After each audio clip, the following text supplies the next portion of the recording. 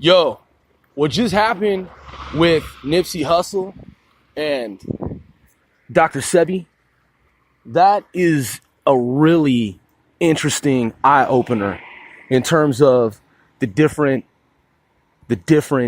conspiracy theories that some people have. Yo, man, I'm your boy, OSGOE. I've been piecing it together, man. I've been thinking really long, hard, and deep about the different accusations, the different stories, the different versions, various accounts provided by the audience. Because I look at the audience, man. I look at the crowd. I've been involved in programs that have been sponsored by the U.S. intelligence community in conjunction with academia. And we've looked at deep futures. We've looked at different statistical analyses and different crowd sourcing of information. When you ask the crowd, how does the crowd know? How the fuck does the crowd know? The Akashic Records. You ever heard of the Akashic Records? Edgar Cayce? The Akashic Records, Edgar Cayce. You ever heard of these things? You ever heard of the remote viewing program? You ever heard of this? The RV program, Stargate, that was operated by the Defense Intelligence Agency, CIA, Central Intelligence Agency, at Fort Meade and many other locations. You ever heard of this? You ever heard of Joseph McMoneagle? Have you ever heard of Ingo Swann? Ingo Swann, ring a bell? Any of these guys? Russell Targ? You ever heard of Russell Targ? You ever heard of SRI? No? Never heard of any of those guys? Huh. Oh, man, it's interesting. R.I.P., man, Nipsey Hussle. R.I.P., Dr. Sebi. May you two rest in peace. Yo, let's talk about Martin Luther King. Let's talk about Malcolm X. Let's talk about the different leaders around the world who have been assassinated by our government that we've taken out covertly, clandestinely. Let's talk about tribal war fighting on the African continent. I read this book not too long ago, just recently. I read this book, man. I'm talking about a book, like a physical book, not like a fucking e-reader or whatever, Kindle Nook. I'm talking about I read a book. And what it was saying in this index at the back of the book, he was talking about how to write shit in like media presentations for journalism and whatnot. A lot of y'all don't know, I actually studied journalism in college at the university as part of one of the 6 different degree programs that I've been formally enrolled in. That was the cybersecurity program that I was in, one of the cybersecurity programs that I've been in. And one of the components to that degree program was a class in journalism. So at any rate, I studied journalism. I know how leads work, and I know how they're supposed to function and operate in the real world, in the media space, in the ecosystem, some would say, of media and journalism. But yo, fuck all that noise, man. That's why I do this podcast, dude, because I can say whatever the fuck I want to say. It's not FM radio. It's not AM radio. It's radio frequency, because the internet is a radio spectral frequency pattern. ARPANET going back 1969 and before that, when there was also extraterrestrial, non-terrestrial communications of a deep space aeronautical origin. Won't go into details about that at this juncture here, but the point is, dude, is that rules are made to be broken, and the first rule of the Mossad is that there are no rules, as I have been told, and was once explained to me by someone I know who previously worked at the Central Intelligence Agency. So that said, who's now a government defense contractor. So what I know, dude, is that I don't have to follow any kind of motherfucking format that's some type of widget that somebody like pre-programmed, and they're like, these are the rules of journalism. Fuck the rules of journalism, dude. This podcast is taking off, man. People have downloaded it, people are playing it, people are streaming it, and more. So increasingly, exponentially. And so I've got something good going here with 495, man. Something great. We did something magnificent. And not only that, but there are advertisements from major advertisers interspersed in this podcast.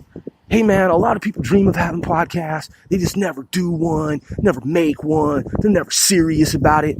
Some people have done them. They've done exceedingly well. Some have done, yeah, okay, it was a little iffy, but hey man, to each his or her own.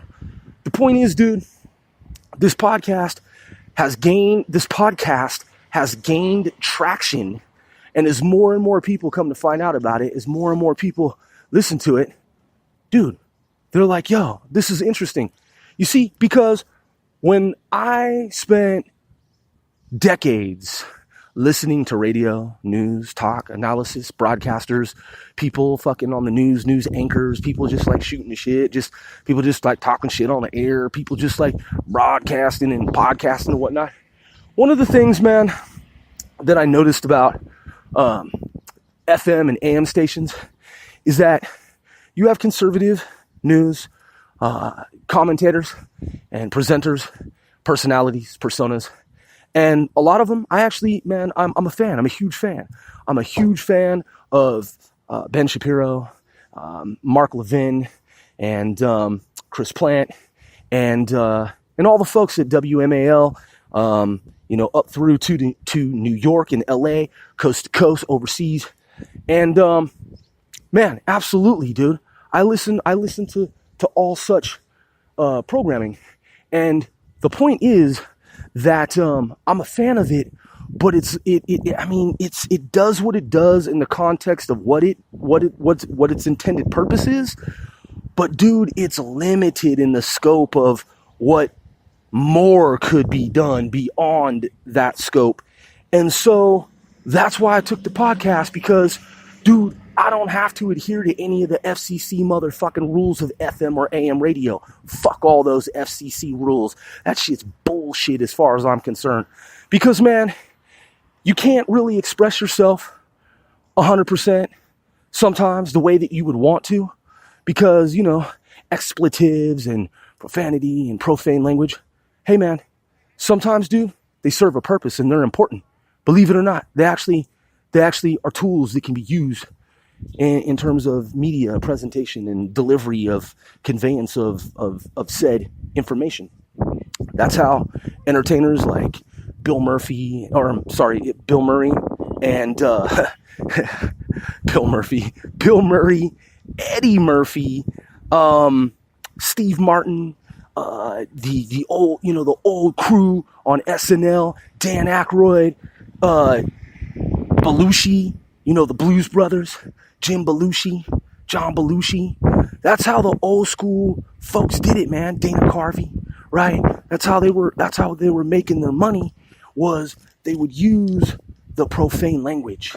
Okay? They would use the expletives, and Richard Pryor and just, it's sick, but fucking goddamn fucking sex offender Bill Cosby.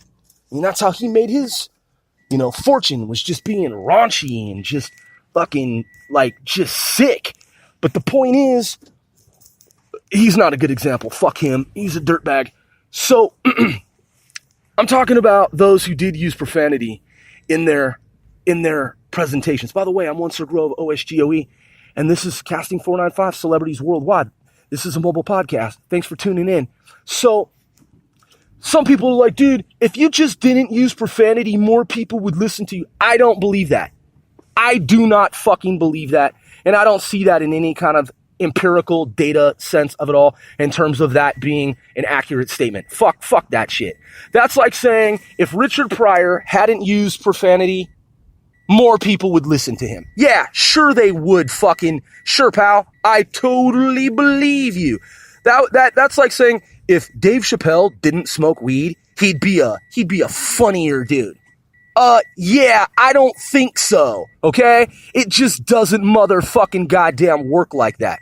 But of course, you have people with their Christian morals and values, and not just Christian. Some Christians, they're very understanding, and they use profanity. They're like, they'll use the word like shit or gosh darn or dang or damn or fuck on occasion, and they get it, because they'll go and they'll have a drink, after church. I was a member of a Korean church, dude, on and off for like 10 years, man. Because I'm Judeo-Christian, dude, so I've been known to go to church. I grew up in the fucking church, and my dad has a degree in theology from a southern university, dude. He studied theological studies, and he earned a fucking degree. He has a PhD in theological studies, and he also studied sociology, and he taught in the military for the U.S. military. He was a teacher, and if you think I'm making that up, and if you think it's fucking bullshit, my mother, who has a degree in business and who operated at the TSSCI level, that's top secret, compartmented information intelligence. TSSCI, dude, she was in the U.S. fucking Army as a soldier and the U.S. Navy as a communications intel officer, dude, for 20 fucking plus years, dude. And she retired honorably, and so did he. And she was one of his students in one of his classes that was taught in the U.S. military. So my dad is a fucking teacher, dude. And he has degrees, and she has a degree. So I grew up in a household like that, with parents like that. And my point is that if you were to say to folks, yeah, hey, let's use, if NWA back in the 1989, 1990, if NWA didn't use profanity and didn't have that song, Fuck the Police, if they were just like choir boys and they just like toned it down a little bit and just like got rid of the like raps laden with profanity and replaced them with like, kind of like the rap group DC Talk, if you just kind of replaced it with some like, you know, more morally upright and more like higher than thou, mightier than thou, you know, more pious than you. If you would have just like made it more like, I guess, mainstream with like no profanity, dude, more people would listen to those guys. It's like, no, that is not the truth. That is not reality. Okay, this is for marketing motherfucking purposes, man. Okay, that's why I used the profanity. My mother was a sailor because she was in the U.S. Navy, so she was more or less a sailor. And I'm just saying, like, by trade, she was a sailor, kind of, sort of. I mean, she was on some ships, but the point is that, dude, when you're in the Navy, you're a sailor, okay? When you're in the Air Force, you're an airman. So she was a sailor, and she didn't have a sailor mouth. She rarely ever used profanity. So I was like, well, I was never in the U.S. Navy. My mother was, and she didn't have a sailor mouth. So I'll just have her sailor mouth, and I'll just express myself the way that I fucking want to express myself. Because, dude, when people try to like pigeonhole you, when they try to control what you say and how you speak, when they try to fucking tell you, man, what you should say and what you ought to say and how you ought to express and communicate your information, they're trying to fucking control you, dude. Yeah. Hey, bro, did you ever think that if you didn't use profanity? Hey, dude, hey, yeah, I considered it and I realized that it's not fucking true. And that's why I use profanity. And that's why as many people listen to me as they do. That's why I've been on the charts with my crew 495. That's why I've put out albums, dude, solo albums and albums with my crew. And we always use profanity in 99% of the shit we fucking do. Okay? That's why I've sold albums, dude, on my own and with my crew. Because people like that shit. Okay? Because it's motherfucking rap. And in the rap world, dude, unless you're a Christian rapper, you use motherfucking profanity. It's part of the fucking business model. Blueprint, i.e. the game, the biz, the industry. So, that being said, as a lot of YouTube presenters like to say, that being said, I just prefer to say in that. I mean, it's kind of like shorter. That being said. That's what? That being said. 4 syllables. In that, 2 syllables. You see, for sake of brevity. But, you know, nonetheless, people have their style. I've got my style. This fucking podcast is taking off, dude. And I'm talking about some fucking real shit. My point in this particular podcast is, dude, I'm going to start crowd fucking funding, dude. Because, man, I've been fucking putting in work, dude, with my crew for decades now. And I make my own fucking cash, dude. But I want to do some big time shit now, dude. I want to do some shit like these motherfuckers have been doing, dude, since they've been doing crowdfunding. I've never really done like an all out crowdfund, like ever, like never before. Like I've seen a lot of ridiculous shit get funded, like some of the stupidest shit ever get funded. And I'm like, huh, interesting. It's interesting that people would give money to that kind of cause, supposed cause, so-called cause. Yeah, wow, that's an interesting, idea, interesting, right, sure. So people gave a bunch of money just senselessly to this thing that this person is doing. I'm like, wow, Americans living in excess. That's awesome. It's not even a charitable It's just, man, if you know about the world of crowdfunding, you've seen the kind of shit that I've seen where it's just like, really? I mean, you got to give it to the person that raised the money. Like, okay, that's cool, dude. Like, good job. Like, that's awesome for you. But then you're looking at like the shit that they're talking about doing and you're just like, this dude's fucking scheming, dude. Like, not in a good way, in a bad, like, that's just dirty. Like, that dude ain't gonna do that shit. And even if he does, it's fake, dude. It's like some bogus, like, fuckery, man. Like if you have that type of energy, dude, and you're gonna spend that type of energy to go and create some just fuckery type crowdfunding shit where you know it's not legit and you know people are gonna give you fucking cash, dude. I mean, that's just some low shit. Why don't you use that same energy? To create a startup, dude, to create a legitimate business, to help people, to actually, truly, genuinely, like under polygraph and under brain fingerprint and under biorhythm analysis, in other words, military grade biometrics. See, dude, I can pass all of those tests. I can pass any and all of those shits, dude, with flying fucking colors, dude, because I'm fucking honest in that shit.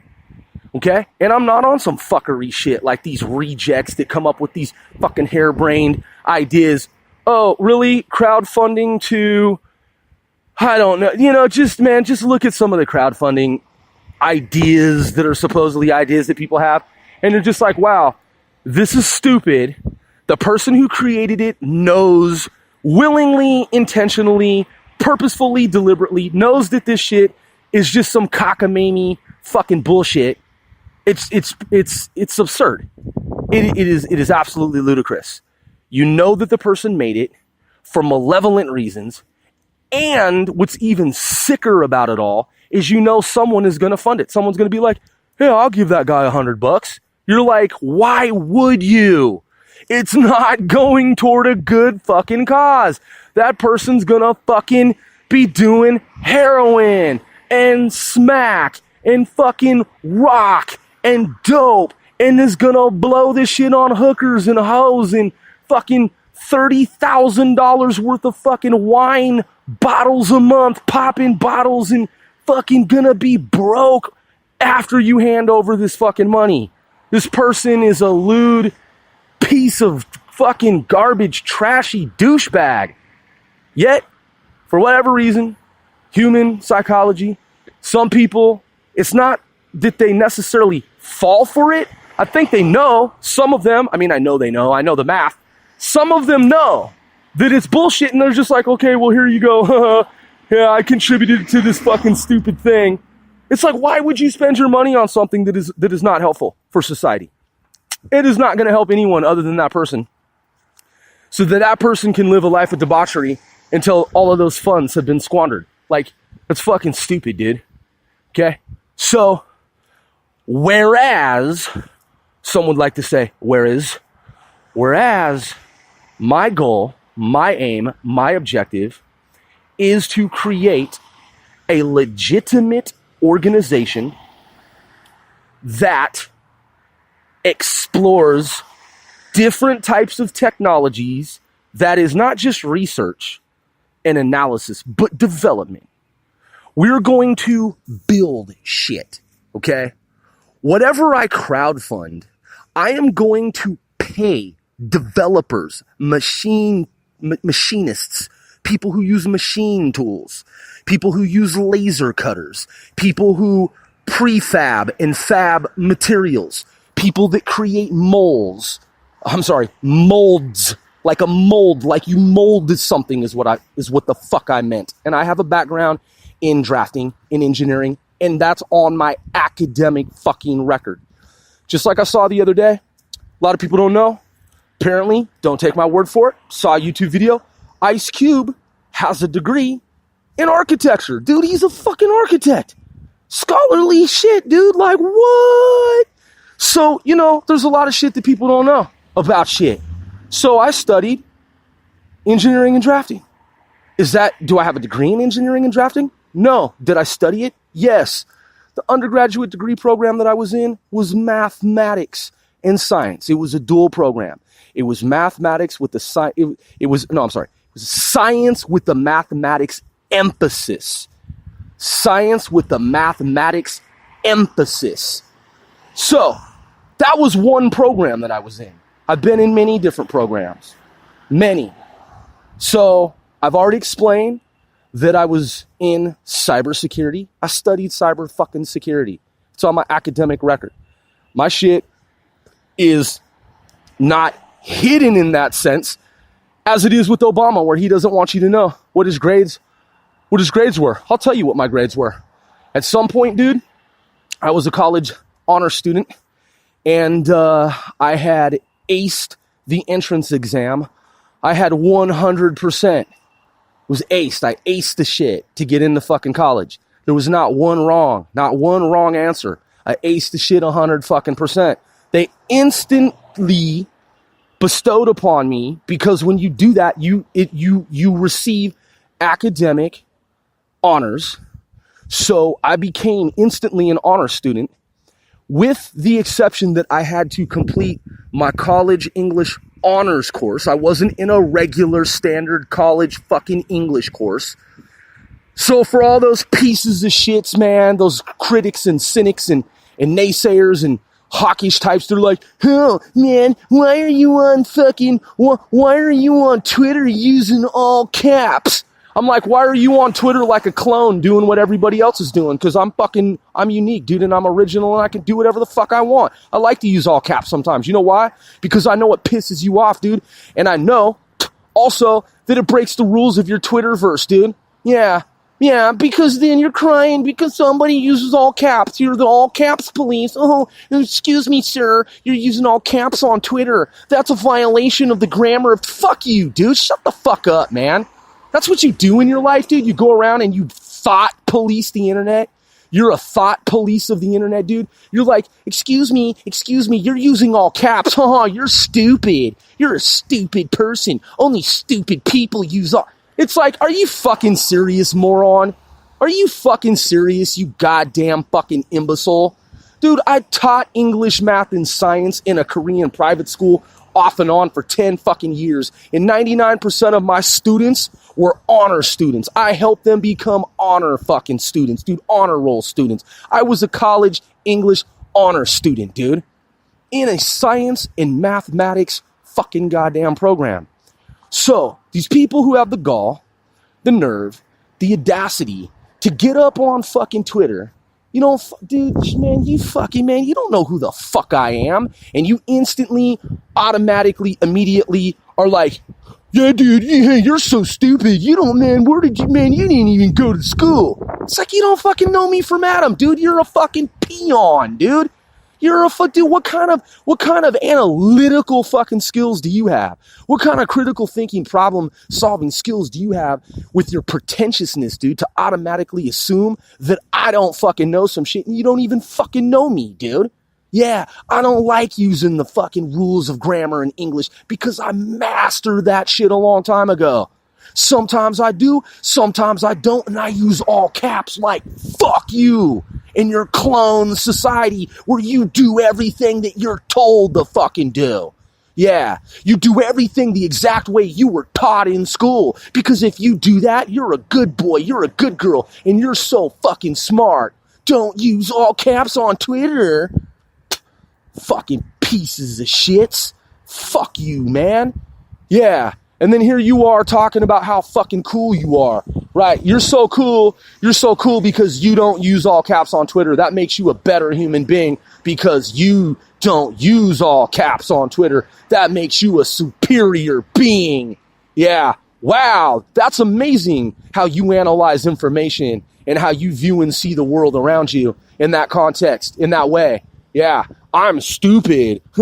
Pardon me, I'm sorry for using all caps on Twitter. Not fucking sorry, dude. Okay? Not fucking sorry. At all. So, I have ideas, dude, that are original ideas. My ideas are original ideas, dude. I don't fucking copycat motherfuckers, man. When I was a kid, I was like, you know what? I see a lot of copycats and a lot of emulators and a lot of parrots and a lot of mimickers. They like to mimic. They like to parrot, say what the other person says. Parrot, parrot, mimic, mimic. You know, I mean, that's just what I saw. Copycat, cut out clones. And I was like, huh, you know, what all the rest of these kids are doing, one of these kids ain't doing the same. I'm joking. That's not how it goes. But for those of you who know what I'm talking about, dude, I was like, yo, I want to be that kid doing my own thing. Most of these kids are doing the same thing, but one of these kids is doing his own thing. That's not the actual fucking rhyme. I jazzed it up a little bit and I threw in the colloquial thing. But that's the idea. All those kids were doing the same thing, but one of these kids is doing his own thing. So, yeah, dude, I'm a good manager of money, because of my background in math and science. And, I'm not a stupid fucking person at all. College honor student. Dude, hey, I failed some classes. You know why? Because I come from a middle class family, dude, and I had to work. So there were a lot of times when I wanted to be in class, but I'm like, fuck, I gotta go to work, dude. I gotta go make money, and I gotta work like 80 plus hours a week. I'm probably gonna fail this class. And I just fucking lived with that reality, knowing that I was gonna get an F in that class. I failed some classes with Fs, dude. Not afraid to say it, dude. It's just a reality. Like, there's no embarrassment there, dude. But I was also a fucking college honor student, and I've been in 6 different degree fucking programs, and I studied counterintelligence and counterespionage, and I've worked with the government as a contractor to the U.S. intelligence community, and I've been involved in successful operations on fucking going. Yeah, I'm not a fucking stupid person, dude.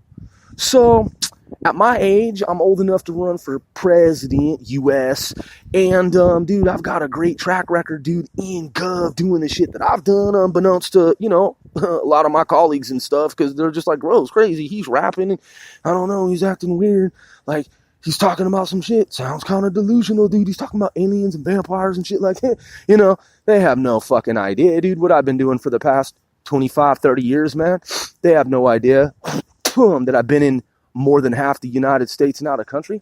They have no idea what I've done with U.S. Intel. They're just like, oh yeah, Grow was back in high school. He was hanging out with gang niggas and out on the block selling drugs and fucking drinking 40s and toting guns and like involved in like bad gang crime shit.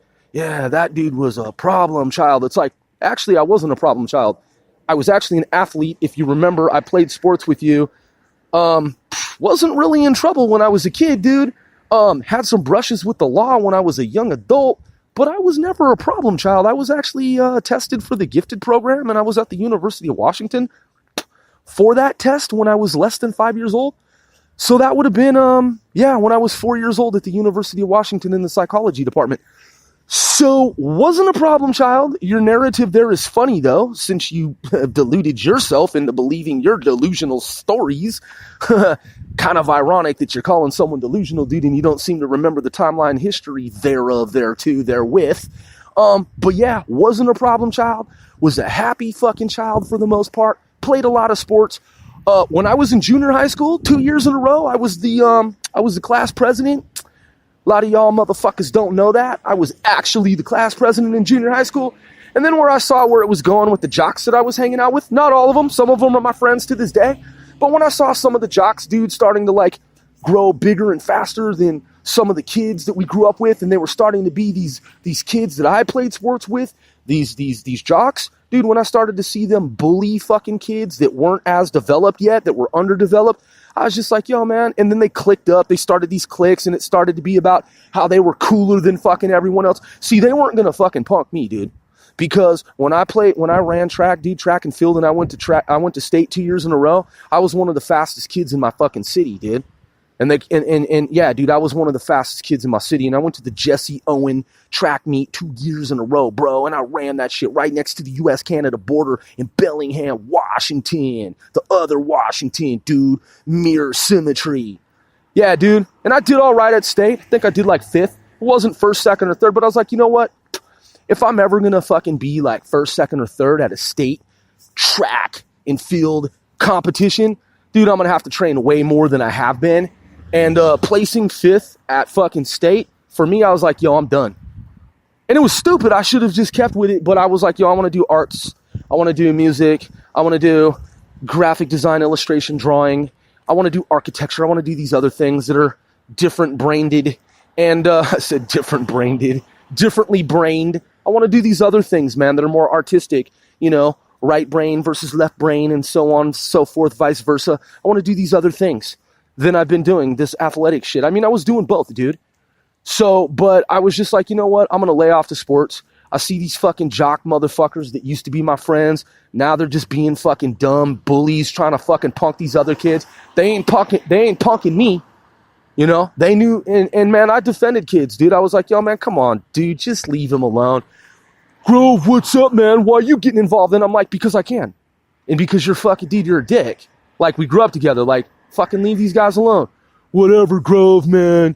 You've changed. And I'm like, no, dude, you've motherfucking changed. You're a bully now, dude. So we started fucking 495, man. And we defended those who we felt were defenseless and who were meek and mild-mannered and who needed our help, man. And we were like, yo, why don't you come roll with us, man? Like, don't worry about these motherfuckers. Like, they ain't gonna do shit to you. Okay? So that's what we did. We were like guardian angels on the West Coast. And people started to see how we operated, man, and how we were rolling and moving and shit. And they were like, yo, these kids are doing something. They're gaining some type of traction. Like, they got, like, man, like fucking 10% of the fucking North End are fucking, man, we'd be rolling in the street, dude, like 300 deep, just walking through the streets like a tribe and shit. Like, you know what I'm saying? Oh, what I was going to tell you was like, I was reading this book and it says in the book, you're not supposed to use the word dark continent. It's interesting because there are rappers who refer to Africa as the dark continent. And at the same time is what I meant to say. I was looking for the idiom there for that function of English grammar. At the same time, on the other hand, there are people in the PC community of pieces of crap motherfuckers that are politically want to be correct. The piece of crap community, these PC crap community motherfuckers, they're saying that dark continent is that it's historically some type of like racial barb. Like it's like calling someone the N-word. You just don't go there, Steve.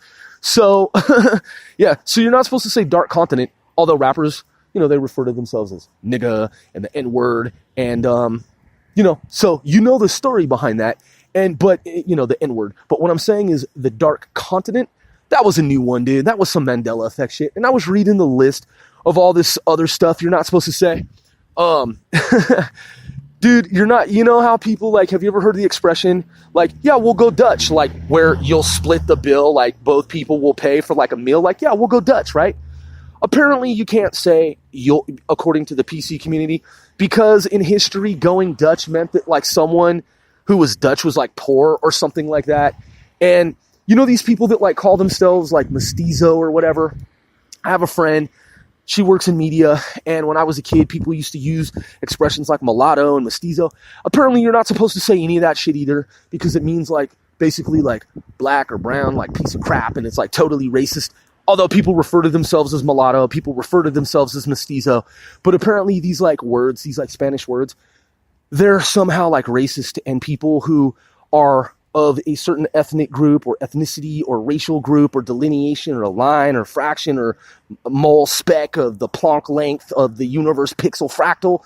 Yeah, you're not supposed to say anything because it's all fucking racist now, dude. And everything has a racial connotation. Everything is racially connotated. There's some suggestion, it's suggestive, it's indicative, it's representative of some type of racial bullshit. You can't be mulatto, you can't be mestizo, because it quite literally translates to like black, brown piece of like fly, dung dump of like some type of fly egg feces or some shit. And that's what you're saying that you are. Basically like shit, black, brown, fly, dump trash is what you're calling yourself. If you say you're Hispanic, if you say that you're mestizo, if you say that you're mulatto, if you say you're from the dark continent, if you say that you're black, you can't fucking say anything in this Mandela universe without somebody saying, that's racist. So these motherfuckers have basically taken everything that people say and they have mapped it out. And they're like, yep, everything's racist now. Everything is racist now. So do you know why? Do you understand why that is?